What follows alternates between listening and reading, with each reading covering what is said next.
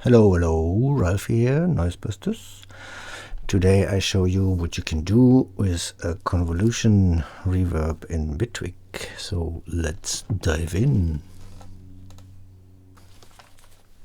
What you see here is a kick and bass and a drum loop.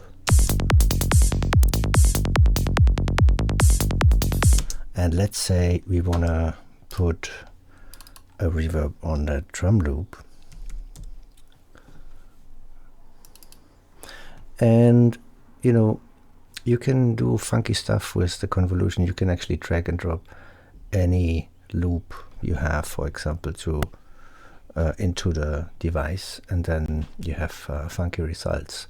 But let's take this and drag it in. The problem we have now, you will hear that the timing is not right of the reverb. And it gets a bit messy.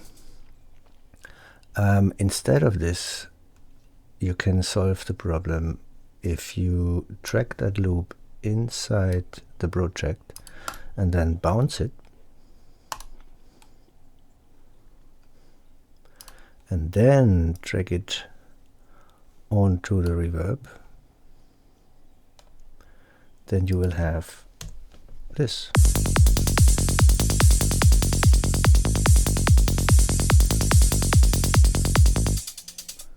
Which is quite funky.